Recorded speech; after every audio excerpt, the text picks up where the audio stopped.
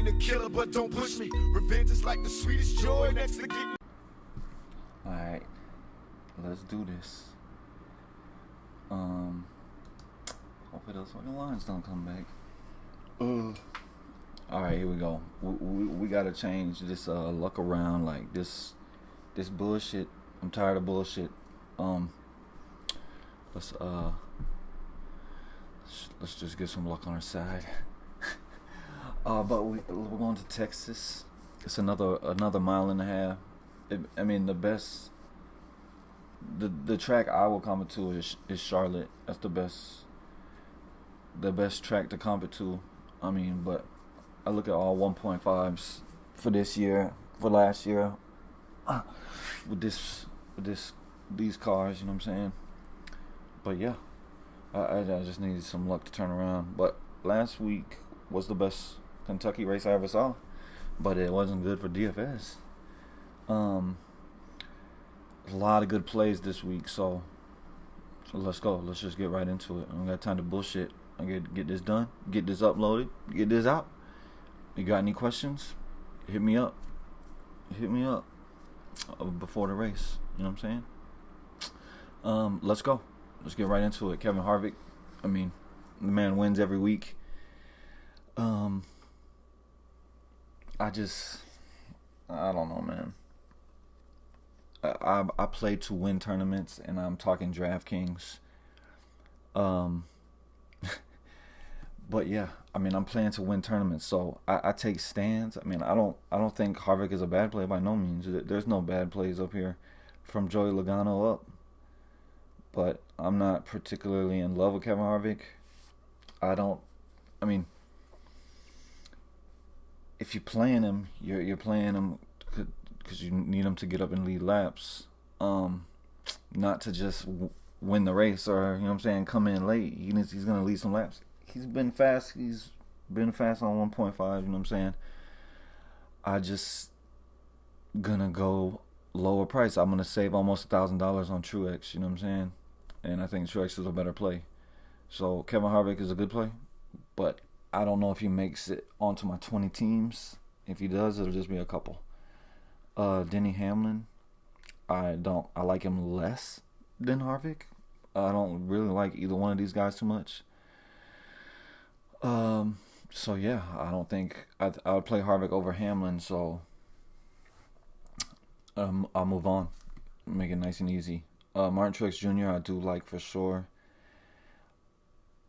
I wish it was a little cheaper, but that could keep people from playing him. I like that he said out of his own mouth he thinks that the little slump that they've been in, you know what I'm saying, he thinks that's over. So anytime I get Martin Truex Jr. starting 10th on a mile and a half with potential to get up and lead a lot of laps and finish top 3. So I mean, I got place differential and dominator potential for 900 less than Harvick. So that's why I'm going to take my chances. So yeah, I do like Truex for sure, along with Chase Elliott starting 8th. He's still the fastest car so far, but he's starting to come back towards the field. The fields are starting to come up to him. Starting 8th, I think he has the same potential as Truex. Get place differential and be able to get some dominator points. So they're my two favorite plays, you know what I'm saying, towards the top, compared to the top two dudes, you know what I'm saying. Keselowski, I don't particularly like. I mean, you can play him every week because he's always going to do something different than the field, and sometimes that'll work out, and he could take down.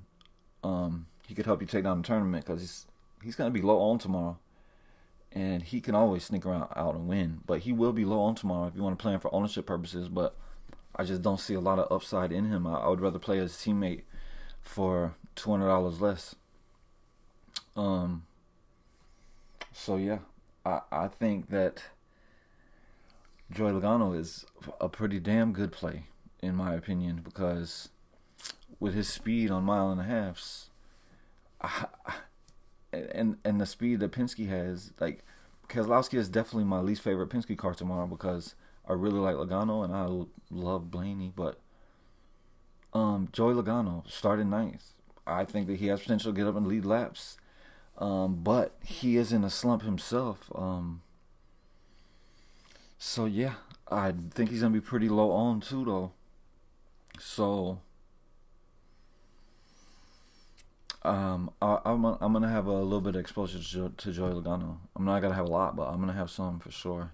Kyle Busch, this guy. I came off of Truex last week and came on to Kyle because Truex had to go to the back. I'm like, okay, man. I mean, Kyle. I thought Kyle was decent, but the guy only leads 9 laps unless Amarola passed him 10 laps, whatever it was, 11 laps. It wasn't very much. I don't know, dude. Starting fourth again. Like the last two dudes, I think he's gonna be pretty low owned if you want to go there, but I don't think it's worth it. The downside is just too much with this guy. He just fucking sucks. Comparing him to himself, this year he sucks. Christopher Bell, I think that I'd say he's the best cash play of the top. You know what I'm saying? Towards the top. I mean, they lowered his prices. He's still starting 33rd. Like, lowering his prices, all it's gonna do is raise his ownership. But like, I mean, the potential upside if he does happen to hit the upside and finish in the top 10, like, you just don't pass that up. So, yeah. I like Christopher Bell a lot. I mean, I don't know why we lowered the price, like why we got him so expensive, and now we just lower it to why? Like, I mean, I know why, because DraftKings wants. Okay, let's move on. He's a good play, phenomenal play. I mean, the man starting 30-30, 9,100. I mean, I don't see him.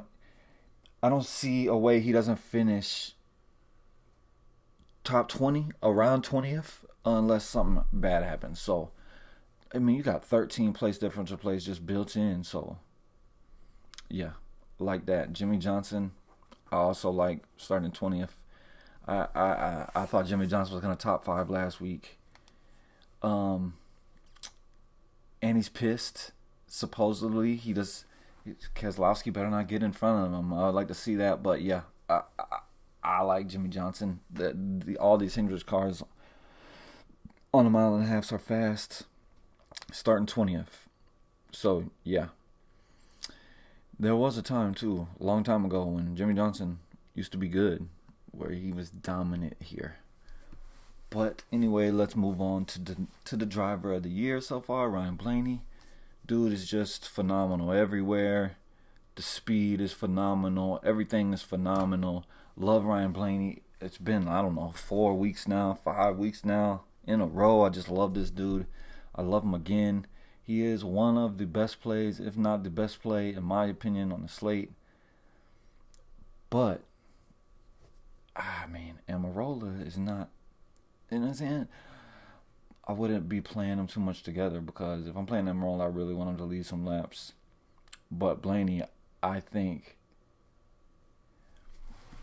that if you play Amarola, you can have Blaney on the team. It's just not ideal, because if you want to have Amarola, you want him to lead. You want him to lead through the competition caution, which is hard to do these days because there's so much different strategies going on. But yeah, I think Ryan Blaney is going to lead a lot of laps tomorrow. I think Ryan Blaney is going to finish in the top 5, top 3, if no issues arise. So I like him a lot. Eric Jones, he finishes like it's been a while since he hasn't finished in the top 10 here.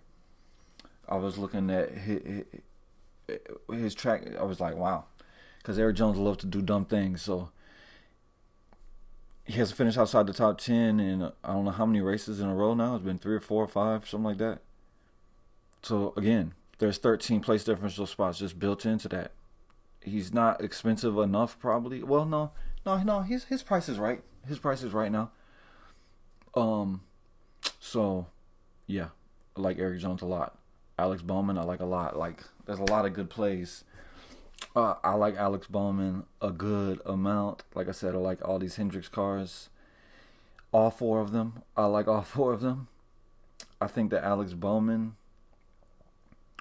while he does have downside, starting 12th, I think the upside outweighs the downside. I think that he has a better potential of finishing top 5 than he does 15th or worse. So it's just a matter of how many laps led is he going to get. But I do think he's going to, you know what I'm saying, come around in 7, 6, 8 spot, maybe hit 5th, you know what I'm saying? So I like Alex Bowman a lot. MDB, he just starting a little too high. If he was starting 4 spots back, like 15th, I would probably get up on it, but it's just too much. Like, just there's too many good plays for me to get to MDB on 20 teams. Eric Almirola starting first.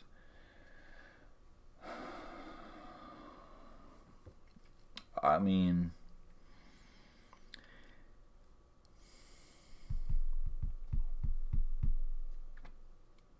I think Eric Almirola is a pretty good play, but I think that from the last time when he was low owned, starting on the pole and dominated, I think that people are going to remember that, and that's going to raise his ownership some. I think that Eric Almirola is a good play, but I think that he's a good play that I'm going to end up fading, if that makes sense to you. Like I told you at the beginning of the show, I'm trying to win tournaments, so I'll fade good plays when that good play has so much downside in him. Ton of downside. Eric Almirola is balling right now. Dude is the best car on the track the last 5-6 races. Just balling. But give me Blaney all day. You know what I'm saying? I'll take Blaney's skills over Eric Almirola's skills all day. So, yeah. I think Eric Almirola is a pretty good play because I do think he has potential to lead at least the first 30 laps or whatever it is to the competition caution. And then, I mean, when's the last time he finished outside the top 5, top 10? Like, so yeah. He's a pretty good play. William Byron, he's my least favorite of the Hendricks cars, but he's should be worked into some tournament teams if you're playing enough. Like, if I was only playing 3 teams, no, I wouldn't get to him. But he's just a decent play that shouldn't kill you. Like, his floor is decent. He should, you know what I'm saying? You want him to finish top 13, but he's okay. I don't love him. I don't hate him. I just think he's a decent tournament play that does have upside for sure.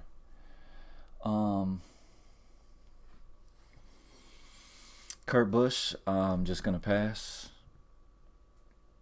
Simple as that. I'm not even going to go into it. Tyler Reddick, I don't like him as much as I have, but I think that he as well is a pretty good play. Like, I think that he's a better play than William Byron because I get to save a little. So yeah. Oh my God, there's so many fucking good plays because here comes Clint Boyer too. Fuck me. Yes, I like Tyler Reddick. I think that Tyler Reddick is gonna finish somewhere probably around. I think he's gonna finish in top 15. So, starting 24th at 7,800, I'll take a piece of that action. Clint Boyer starting 17th. I think he's too cheap. I don't know why we lowered his price so much. He's starting 17th. I think that he's a pretty damn good cash play because wouldn't you just have him so underpriced? Like, he should be up there with Alex Bowman, and you know what I'm saying? Like, I mean, you could say he could be above Eric Jones. Like, he was I'm pretty sure he was in the 9s last week or close to it. So yeah, I think it's just another good play, and just another good play for tomorrow. Matt Kenseth. I don't know what to do. He's tough for me.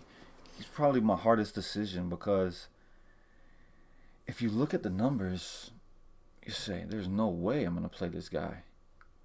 But he has been getting better. Like it's just a matter of him having his hands on the steering wheel and going around the track. He's going to learn this car. So these other plays are better than him.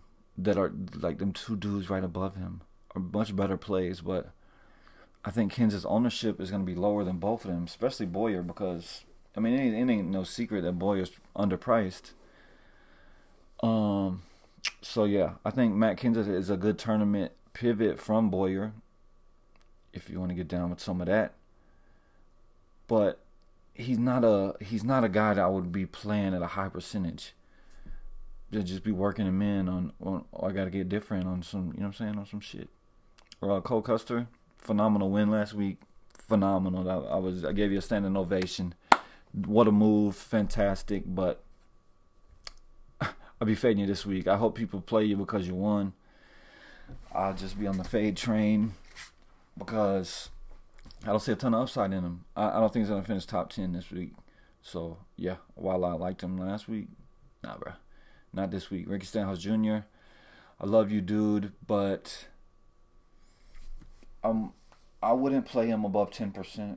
So, and that's me. And I usually play him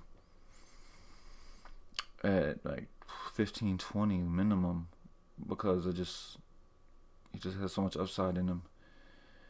But yeah, I fade him. Don't play him. Bubba, fade him. Don't play him. He's terrible. And he's not terrible. Not here, not starting 14th. It's just a terrible play. Austin Dillon, phenomenal play.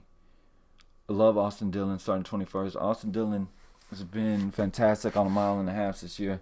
He was my driver of the year for a good portion of this year. He's been falling off, but starting 21st, like, come on, bruh. Give me that. At 6'9", just give it to me. I'll be overweight on Austin Dillon. That I can promise you. Might be my highest on driver. So there's nothing else I need to fucking say. Do I need to say more? He's a phenomenal play in my opinion. His ownership will be high, but I don't give a fuck. I'll be above it. Ty Dillon, I think that he's just a decent play. Like, just throw up in your mouth. He's still slow. He still sucks. He's getting the speed is coming around a little bit, but he has more potential to gain spots and lose spots more. Like, I don't think he's going to finish in the 30s. I think he's going to finish, maybe move up 3 to 5 spots. Maybe. Something like that. So, he's a decent play. He will be in my player pool. Like, I will have exposure to him.